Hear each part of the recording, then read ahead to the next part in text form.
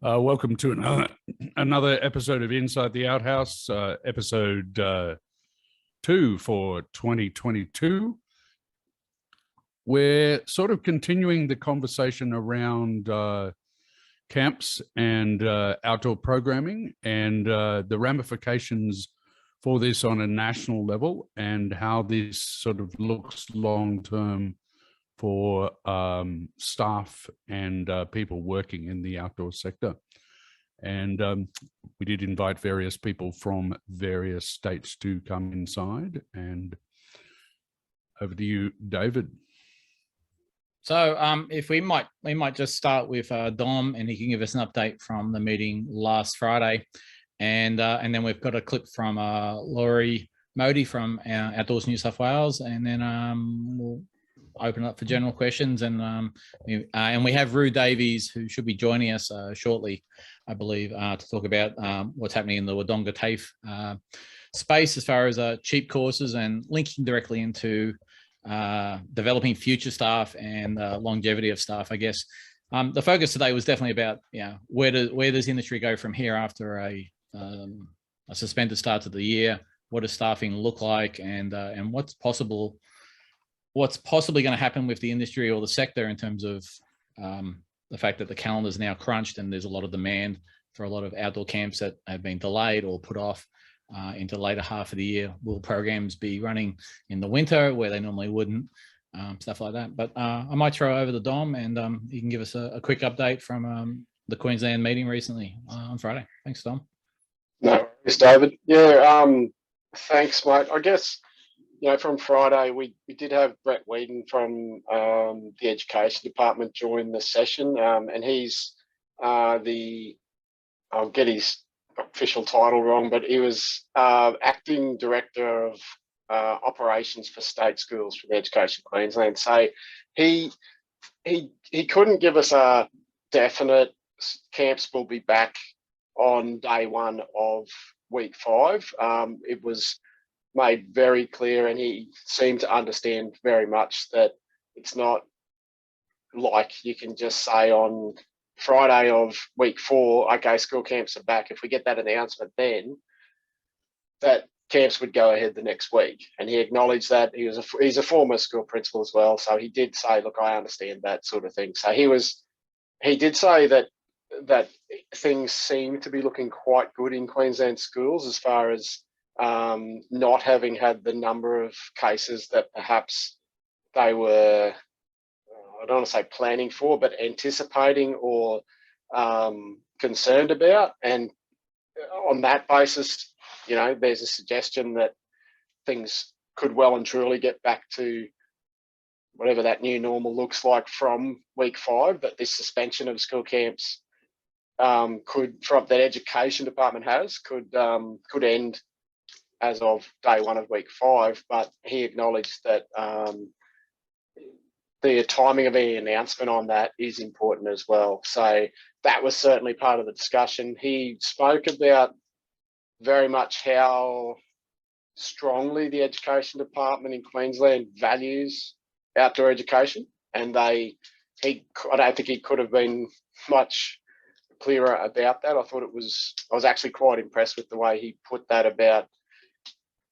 His wording on it was about, he knows that from personal experience about the value of school camps and how it can be the absolute highlight for some kids of the school year, and it's also an opportunity for them to learn in a different setting, in a different way. And I thought that was quite a good observation from him, and it did show that that was part of what they are considering at a pretty high level. So I thought, I don't think I'm just being the optimist with rose-coloured glasses. I got the impression they're genuinely looking at this as far as trying to, get back to school camps as soon as they can. And that was my take on it. Brendon might be able to help out further too on that, mate, from an OEAQ point of view. I'm not trying to throw you under the bus, but if you saw or heard anything different. No, I think you're right, Dom. I think he was in a bit of a tricky situation. He was quite aware of the implications. He didn't have the capacity to really give it definitive. But there was a level of positiveness in the sense that something's coming, but just what that looks like, I think that would be fair to say. I didn't get a sense that from a OEAQ perspective, and Dom, you've been doing a power of work in that area in terms of being connected to Education Queensland, but the door wasn't completely open to having lots of people involved in any dialogue or conversation. And that's probably one of the areas that many of the providers and teachers are kind of concerned about. It's like, what does the next parameters look like?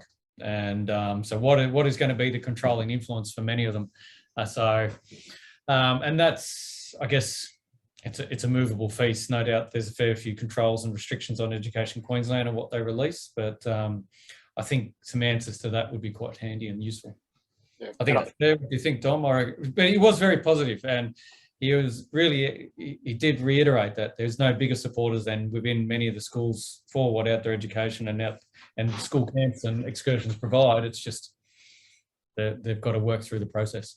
Yeah, I probably one thing that I didn't say there to answer sort of part of it was he also did acknowledge the impact on operators and workers. Like, he wasn't stepping back from that as well. Like, he was quite open about that, I thought. And yeah, you're right. He did talk about, like, so I can't remember, someone asked about, like, well, how do we get, like, is the head office of the education department advocating to the schools to get them to go to school camp? He went, no, it's the other way around.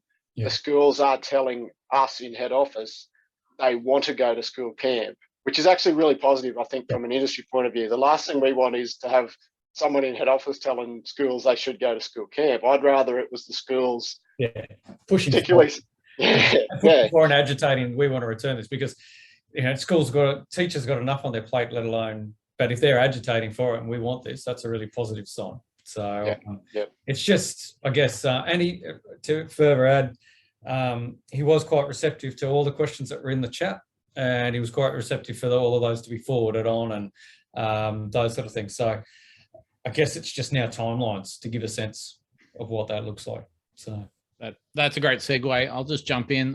As you guys probably or may not be aware, Outdoors South Australia had a bit of a win over the weekend. Here's the Facebook post. If you scroll down to the Education South Australian Government, from the 28th, I think, which is the start of next week, school camps can resume in South Australia. It would be interesting to know what was the thinking there, whether it was health department related, COVID figures ultimately might have factored into that, or if it was enough promotion and I guess negative PR perhaps from the sector about losses of staffing and wages and business problems. But it's interesting. The infographic actually indicates that you've got to be doing a camp that's outdoor education. So any other camp doesn't fall under the guidelines. So has anyone got any comments on that? It was an interesting statement, like it was linked to curriculum or something like that in the statement that I saw. I only saw it quickly this morning, and yeah, there've been other meetings and stuff, but it seemed, I can quote it here for those who can't see the link. From 28th May, many activities can resume, including day excursions and incursions held outdoors where possible, inter-school sporting competitions, extracurricular school activities, assemblies that are held outdoors, formals, camps and other outdoor activities required by the SACE for the purpose of subjects such as outdoor education. So is there an outdoor education subject in the curriculum in South Australia? It's a question for Brendon or anyone who would know. Yeah, there is. Yep. And it contributes to, so that's a great opportunity. And so fabulous, and something we could easily promote here in that sense, as well as it's a pathway forward. I had another thought, but I'll come back to it. I can't slip my muddled brain at the moment. I haven't spoken to anyone down there yet today, but I guess what it does mean is it's not just like your standard year 9 camp. If it's only going at that level of it's got to be for that subject, maybe it's a little bit different to like the leadership camps or those sort of things, which I guess the start of the year is when they usually happen, isn't it? Yeah, and there's 45 comments, sorry, 109 comments on the Facebook group, and I haven't obviously gone through most of them at this point. That was released on the 18th of February, so effectively last Friday, I guess. I don't think there's any update from Western Australia, and we did try and reach out to folks in the West to see if there was any update from there. I guess some of the ire was picked up by different organisations on Friday's discussion, when the realities of school sport was still going ahead, groups going away for like school sport activities last week, and where they were camping or they were staying all in the same accommodation and those sort of things, and transport. So there is some ambiguity to the realities of what they're saying is possible and not possible. So in Queensland, so and Brett, granted, couldn't quite explain or didn't hold to, no, he didn't want to sort of go into it too far, but he certainly didn't. He highlighted that, yes, that did create issues in terms of the situation. Can I just ask, because I've been out of the loop and I wasn't in the meeting last Friday, I've heard from one person who was in the meeting that there was no definitive return date provided by the person from Education Queensland. And then I've heard by another source of the amazing Outdoor Grapevine that it's all going ahead on the 4th of March. Could either of the people in the meeting please confirm those things? Yeah, there was no, it will definitely happen after the 4th of March. So the 4th, I think, is the Friday of week 4. And the 7th is the Monday. He said straight up he was not in a position to 100% guarantee that school camps from the Education Department will be back on day 1 of week 5, which is the 7th. But he said, based on, I guess, what they're seeing within schools, he said he seems confident that that will happen, but said it's a higher pay grade than his, I suppose, was with putting words in his mouth a little bit. I mean, the recording's on our website if anyone wants to look at it. But yeah, he did say straight up he couldn't give a guarantee of that.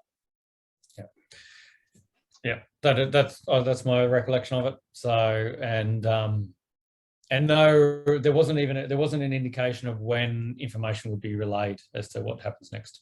So. All right. Maybe we'll keep your sources are closer to the source than we know. So if you've got the good source, Pete.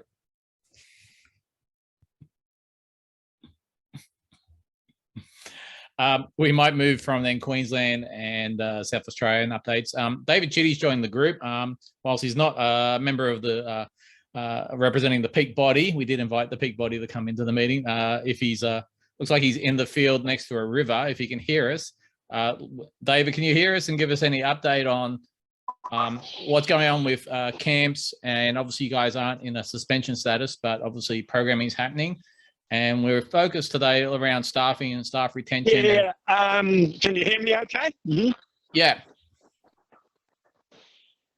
Okay, in Victoria, some schools, particularly all the private schools, seem to be out. Some state schools have and some haven't. It seems to be up to the school councils. And so, for instance, you've got some of the Church of England schools have just cancelled all camps at the moment, and we're not sure what they're going to do. Yeah, mm-hmm. Yeah. The New South Wales, pretty well everything's back. The ACT still has to decide what's happening, I think. As far as they stop for term 1, I haven't heard anything more from there. Mm-hmm. I'm actually out with the school at the moment in low-level white water. So yeah. Mm-hmm. David, I guess on behalf of the members of the room, what is the reason given for schools cancelling or postponing trips at the moment? Is it concern? Go ahead. Except where the department, the department has said something, or maybe the diocese or whatever, in the case of the religious groups. It seems to be a lack of teachers. In other words, some of the schools are struggling to maintain their normal classes and can't get enough people to do camps. Yeah, mm-hmm. I think it's in some cases, it's an administrative decision, not a safety or risk management decision. Comments from the group? That's a whole different perspective that I don't think anyone here has considered before. Okay, both of you come to the back of the boat. The girl in the front's got to come to the back of the boat. I've just got someone wrapped around a rock. Well, it's not a rock. Nice multitasking, Dave.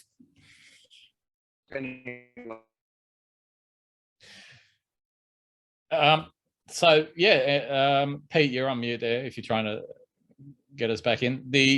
The fact that teachers are actually, there's a reduced teacher numbers is driving camp cancellation or postponement is something we haven't even really considered or maybe encountered yet, given our sector hasn't actually kicked back here in Queensland. David, on that, I think there have been some schools who were concerned about it and were thinking about it as far as how they might be able to go ahead with camps if teacher numbers were under pressure. But I'm not aware of, like I say, it hasn't happened up here as far as that side of things. And it seems like the pressures that perhaps we were anticipating, from Omicron in early January haven't actually eventuated, touch wood, that it hasn't put that much impact on Queensland schools right across the board. And again, I guess the other one I didn't mention before was the independent and Catholic schools still are taking slightly different approaches to the state schools. So we had a guest from Education Queensland, but some of the Catholic schools, particularly in Brisbane, apparently they've been directed to have no camps for all of term 1, and I don't know whether that decision will change if the Department of Education does come out and change their position, which I'm hoping. But potentially that's a reflection of lack of staff within the school to cover the need for teachers away during camp if you're going out a year level at a time, and it's not related to COVID concerns at all. That would be an interesting thing though to, I guess, as a sector to investigate if suddenly we have less teachers within the pool of teachers available within schools due to vaccination status. Pete? Just a comment on the Catholic school situation, at least in Queensland, seems to be very much a diocese-based thing. We've got a school coming to our particular facility from the Ipswich diocese in that week, starting the 7th of March. Whereas Brisbane schools have contacted us and said camps are not going ahead currently. Yep, and we've had the same sort of story. Some dioceses they are going ahead with camps, and others schools which is, I think it's at that risk management sort of approach to it from the different dioceses. They seem to be managed at that level, and we're trying to get them in there with some of the schools to find out more about what's going on in that space, but haven't actually got a meeting lined up yet. But there's a little bit of work going on in the background on that as well. Well, we might jump ahead and we'll show Laurie's clip that she prepared for us. She couldn't be in today because of family commitments. But Cherie did ask me to pre-record something just on the sentiments of where New South Wales and the ACT is up to in relation to the recent challenges that everyone is facing, and also give my perspective on what we need going forward. So first of all, I thought I'd just reiterate that the context of which I've been provided is around outdoor education and school camps in particular. So I'll concentrate on that. But from an update here in New South Wales and ACT, we're back to full steam ahead in New South Wales. ACT currently has a restriction which we're working with the government to lift in the coming weeks, hopefully. The challenges of New South Wales have been the trust and assurity around some of the camps and getting the kids back. But I have to say, from talking to all the operators, it's very positive in in all of the bookings, and certainly terms 2 through to 4 are looking incredibly strong, so much so that rescheduling is very difficult should schools wish to reschedule. The likes of term 1 certainly won't be as what we hoped it would be in later term 4 last year, but certainly still quite strong in the activities as everyone's starting to get used to the current world in which we live in. In regards to the challenges, though, there is certainly the staffing issue, which continues to remain. I think a lot of people are coping with what they have, but still got positions they'd like to fill, and that continues to be a problem right across not only just our sector, but hospitality, tourism, even agriculture, and so on and so forth. What we're doing as an organisation, as a peak body, is working with the state government departments on some strategies around recruiting people into the industry, and that's with New South Wales Workforce Development Team, and I'm hoping to negotiate the same with the ACT, Department of Industry, and some support there, although their resources aren't as strong. The other thing we're doing is a lot of our members have had visas not be approved because of that issue of we're not giving our jobs to Australians. I'm working with the federal government and Department of Home Affairs on those challenges, and also local members federally to try to push that. Certainly as the borders open as of Monday, as of the day you're watching this, it certainly will become a little bit easier, but needless to say, visa challenges certainly do stand in some areas, so we're trying to get the best result for our industry with that. The other thing we're doing is obviously high on the retention side, and as a peak body, we're there to help educate and guide our industry on the best ways to not only recruit but also to retain staff. And there's a lot of later research that's come out around some of these aspects in light of COVID and so forth that we will be sharing with our members quite consistently in the coming months to come. We've got the mentoring program which highlights some of that. We're going to have a business continuity program starting in April which will highlight some of that area, and more importantly the masterclass which we hold for our members in May will have a high degree of some content around this topic. But Cherie asked me to reflect on what I think and moving forward, and people that know me well won't discount the opportunity to say what I feel or what I think. So apologies to you if you don't agree with where I'm heading. But as you know, I'm a little bit new to the industry, so I have the luxury of coming in from the outside. And certainly when I first joined the industry, I could certainly see the challenges that we had in a cohesive direction and general awareness as an industry and what we stand for. By that I mean we suffer from, low awareness and standing together as a sector on exactly the same things. I think we all collectively agree that what we stand for, but we're not hearing those same words right across the industry, across the states, across the territories. And I think the peaks do an absolute amazing job with the resources that they actually have and the directions their strategy takes them. So my call is to the industry as a whole. And it's to say, look, stand beside us, don't stand behind us in a lot of ways where we are providing tools and resources that are setting a direction that we think is right for the industry.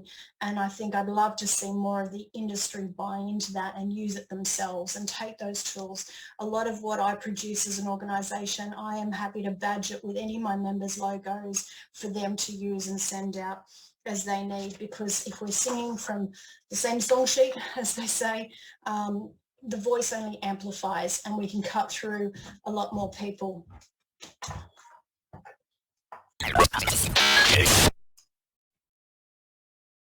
So there's a little tip: if you're recording a session, make sure you tell the whole family before they interrupt you. So back to what I was saying. Anyway, we all know, what we actually stand for, but with the challenges that we're faced with the closures of camps and policies around this, it's actually opened up huge opportunities for us, and we need to leverage those opportunities, which I know we had to do last year when we were the only state that was locked down. I find it amazing that I'm standing here and we're the only state that's sort of back full steam ahead. But the media exposure that we've never had before, the doors being opened with contacts that we've never had before, you know, as they say, you can't not take advantage of opportunities like this. And I think it certainly has. Our challenge now is to back up that as New South Wales and the ACT, and no doubt Queensland and South Australia and WA will face exactly the same, where they've had these opportunities, they're going to be opening these doors and now leveraging that for future, and not just discounting that ongoing, that you've got to where you need to be and it's opened up, but now leveraging that going forward. So I suppose my message from myself, this is not Outdoors New South Wales ACT, it's from me, it's quite clear. Stop focusing on the challenges of the past. Cope with what's being challenged for you right now, but let's start focusing in on the future. And I think you heard that from the board of OCA, and hopefully Dom and Andrew are there with you tonight to sort of say, you know, the OCA is very committed with the summit that we've held, the working groups that we've held, to focus on that future. And we certainly have to get that focus on what we see is 2, 5, 10 years down the track. And look, we can't start the journey until we take that first step.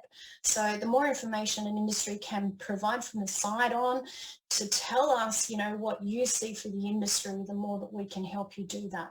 But I can't stress enough that we've got to get a more united voice and stop breaking down. We've got to break down some of these silos that exist within the industry today. And I think we'll see more awareness, more drive, and certainly an opportunity to get more people to buy in to our industry as a whole. We've got massive opportunities before us. But like I say, if we're going to start, we've got to start with that first step. So come on the journey with us. Be connected, and then forums like what you're doing tonight is a great example of that that voice and feeding that through to us, so we really hear from yourselves on what we need to do for the future. Enough from me. Have a great night, and if anyone wants to pick up the phone and give me a call, happy to discuss anything further. Good night. I'd just like to say I think it was very eloquent and very well said. Yeah, definitely a lot to digest, particularly around what resonates with me is the fact that we need to not focus on what's happening now or in the last 6 weeks in the case of suspension of camps, but we need to be looking further forward. And interestingly enough, I reflected after last Friday's Outdoors Queensland meeting, there were people in the room who were identified by putting their organisation in that I'd never seen come to an industry meeting of any variety before. And I guess that's a little bit reflective of people being pretty scared and pretty concerned about their sector and about their businesses in some cases. But it's good to see, you know, and good to see those folks in. And I guess as a sector, keep those folks coming back to Outdoors Queensland Zooms and our sessions here and other professional development or networking opportunities. Are there any other comments on Laurie's feedback, presentation, which was excellent? There's a lot there.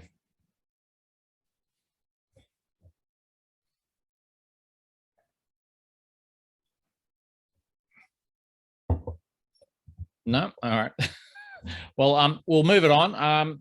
It's a sort of a nice segue, not staying in your own silo, and talking about, I guess, professional development. I'm gonna throw to Andrew Davis, goes by Roo. He's been into a couple of our meetings in the past, and I initially set up today's meeting just to be in line with the fact that he advertised on I think the Aussie Freelancers group for an upcoming outdoor leadership course at Wodonga TAFE, and how there was, under certain conditions, you're able to get into that course for free, and as a way to develop staff in a time where we feel like we're maybe going to be understaffed from either a technical perspective or maybe from the teaching perspective, another pathway into what we've all done in the past, and some of us continue to do as far as training and development. seemed like a relevant topic right before the start of TAFE and universities go back. I know my TAFE is badgering me to enroll at the moment. Still trying to find my class schedules and organise my time off. Andrew, the floor is yours for a few minutes, and then Brendon's probably got a PD opportunity as well that's happening just tomorrow that we can probably finish up on. Yeah, thanks, Dave. I'm not sure what the group want to know, but Dave just contacted me about a post I put up. I guess the message to that post was we've got two groups running, cohorts running in Cert 4 in outdoor leadership. One's associated with Charles Sturt Uni. They're doing a Bachelor of Outdoor Education, or they embed a Cert 4 in outdoor leadership within that 3 or 4 year degree. And then we've got a second group who are just doing full-time, just coming to TAFE. Most of those are mature age and already have degrees or other qualifications. So they basically just want their Cert 4. And then we had quite a few people contact us. One of the natures of COVID, and so I haven't really seen it directly, but I've certainly read about it, that people sort of saw it as a bit of a midlife shake-up and thought about a career change or doing something different. And so I don't know how that has affected the difference in enrolments we've had this year, but we've had a lot of people who have looked at changing jobs or getting into a different line of work, that they're wanting to keep their job or their family or wherever they're at and just travel to Wodonga TAFE to do a couple of weeks of intensive training and then just go blended online for like a couple of months and then come back and do a couple of weeks of intensive just in the field training. So, spend a couple of weeks on the river, a couple of weeks up Mount Buffalo, up Falls Creek and Hotham, and just run that out. So we looked at putting a block delivery through for nine particular sessions that they would attend, and then there'd be online resources and assessments and learning material between those sessions. So that does seem to fit a different sort of cohort than we've usually had. We've had very few school leavers. In fact, none out of all our 21 enrolments so far. None of them have been at school last year. They've been in their 20s, left school a few years ago, up to age 63, who's been scout leading and doing other things and just want to get their Cert 4 because they want to continue to volunteer and work in that capacity as a retiree. So I guess that's what that ad was for. It's just like, wow, we've got 4, but we need 10. And so I just put that post up there, just wondering if there was another few. If we had known early, we would have taken more expressions of interest and got people a bit earlier, but we just noticed that there was that trend. Roo, do you think it's a case of lack of school leavers jumping in? Is it a marketing thing? Are they making different choices, or is it sort of more first in, best dressed, and you've just, for this cohort, you've got mature age students coming in?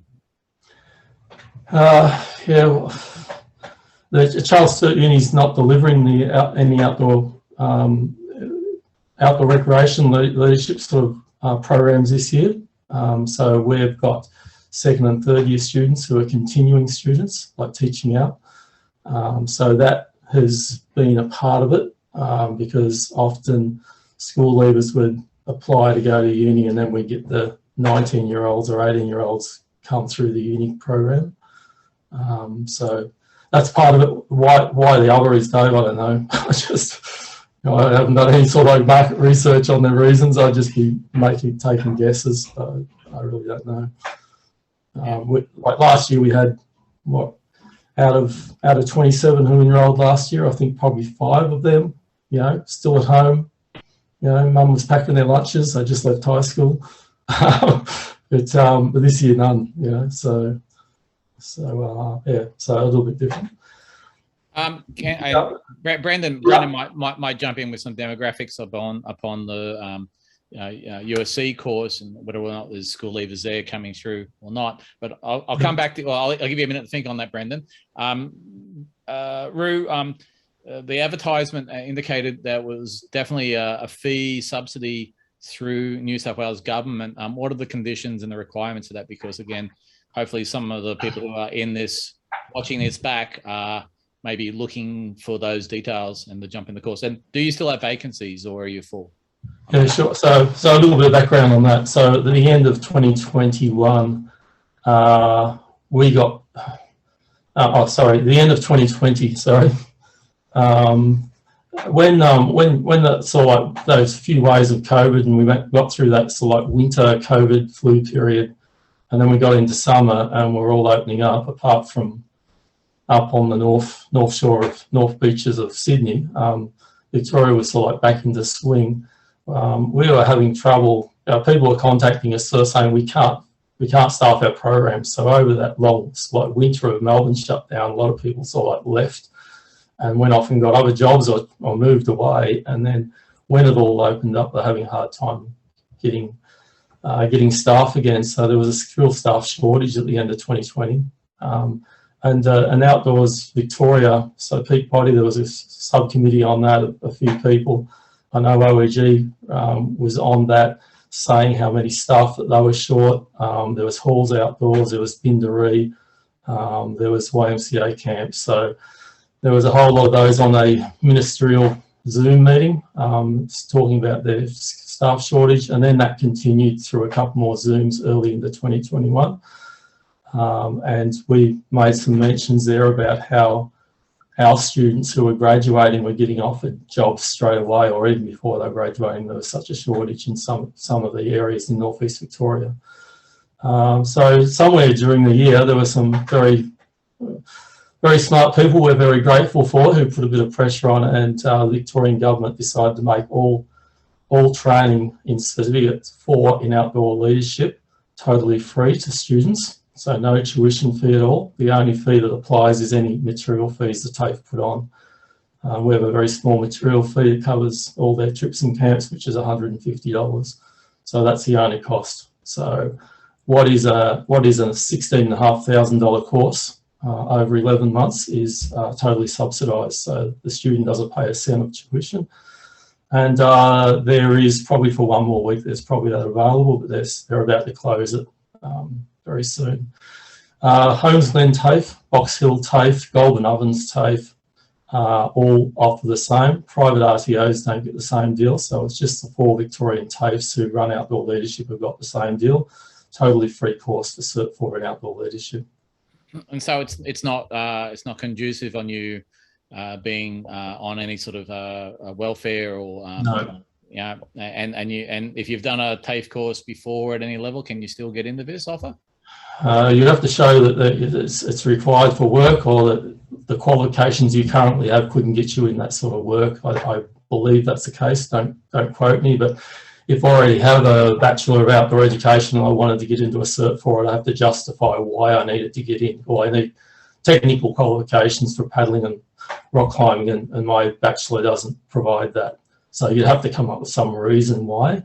But if you've done a Bachelor of Business, or you've just finished a sports development degree or something, then you could probably justify why you want to get quals in canoeing, abseiling, bushwalking, rock climbing. Yeah, so you got to tell why whatever you haven't got, and why this would help you get a job. Yeah. That's an amazing offer and a great undertaking by the Victorian government. Has anyone got any comments or questions for Andrew? Dave, one thing I'll just say is if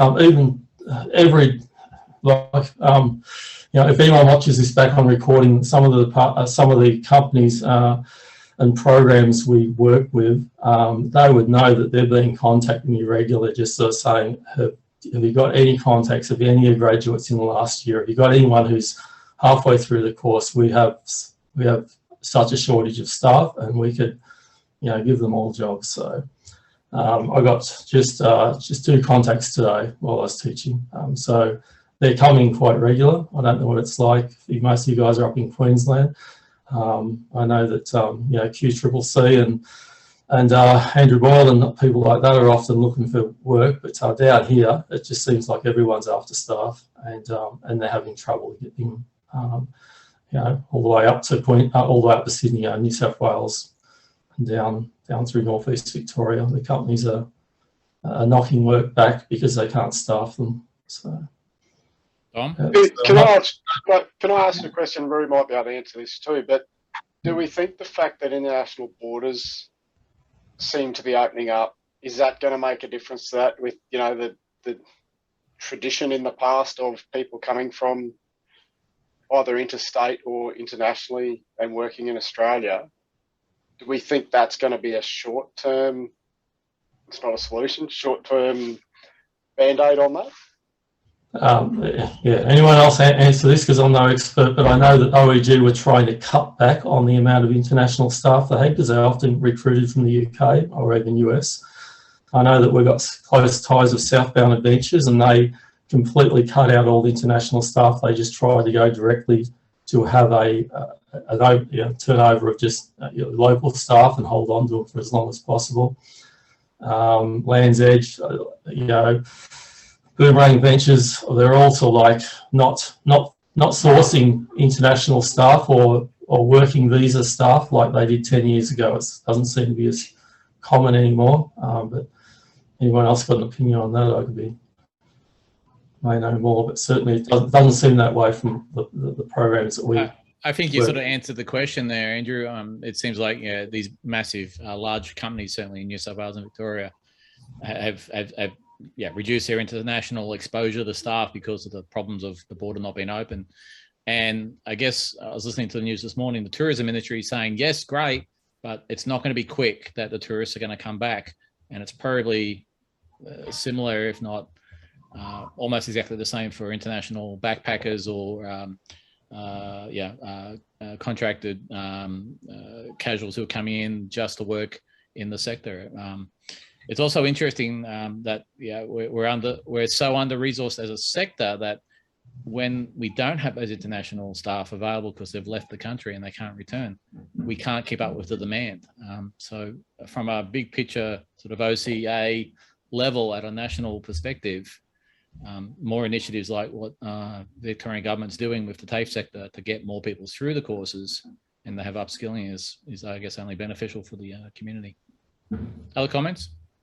Speaking of upskilling, in the chat, I just posted a link to a small business monthly link that's talking about a mentoring program that they're starting in March, month long. I think they're still taking applications for it. It's a great opportunity for people in the field. You know, we're always looking for professional development opportunities. This is a great one to connect with really experienced people or for, you know, new people to kind of get in and see what it's all about. So just an opportunity I just wanted to highlight that you can share with others, and hopefully people who watch this will be interested as well. Cool. Any other questions for Andrew? Otherwise, I'll let Brendon plug tomorrow's PD. I'll just say, Dave, there's a local company here that works in Bright Adventure Company, and you know, bumped into Ro a few times, and he said, you know, he's never been busier. Like this summer has been flat out. There's been tourists trying to get out of Melbourne. They can't go to, you know, use traditional Bali, Thailand, and they have just been flat out with people just booking adventure tours, you know, wherever they've got to offer around Mount Buffalo and on the rivers and stuff. So tourism has been very good in this region in northeast Victoria. It certainly doesn't seem to be. Having staff available seems to be the biggest issue that they've got. So it's fairly promising in a lot of ways. It's a bit unfortunate, you know, there aren't more staff available in the field, but yeah, I guess in that sort of role there's plenty of jobs around for those who are qualified. That's it. Thanks very much, Roo. I really appreciate you coming in and doing a bit of promotion there. And I'm going to pass it off to Brendon here for the last wrap up.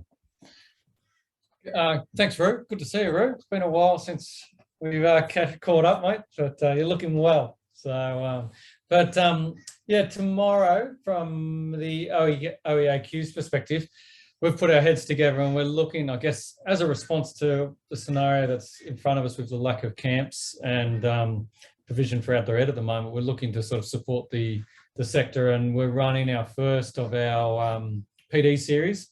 And tomorrow we've got Dr. Glyn Thomas, and he's going to be running a program the 4-hour one, starting at 9 o'clock, going through till 1, looking at the pedagogical frameworks that people work with in terms of their camps and their running of their outdoor education. Now, in Queensland schools now, there's a necessity when they do a review to consider what their pedagogical frameworks are and how they underpin the work that they do. So Glenn's going to be guiding that process. It's obviously not sort of sitting from an ivory tower and sort of feeding down to the masses of how things should be done. It's more a case of spending time with the different people that are there and talking through, well, what guides your work, what underpins the reasons why you do the things that you do.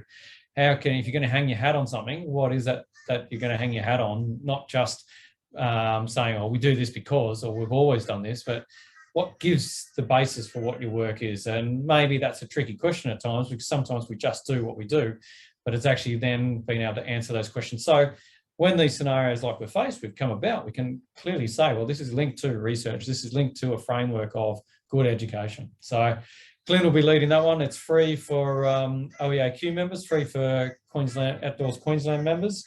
And we're looking at, and also I think the Education Queensland Environmental Ed Centres, it's free for them as well. So I think at the moment we've got about 28 organisations registered, and the opportunity there exists for people still to register.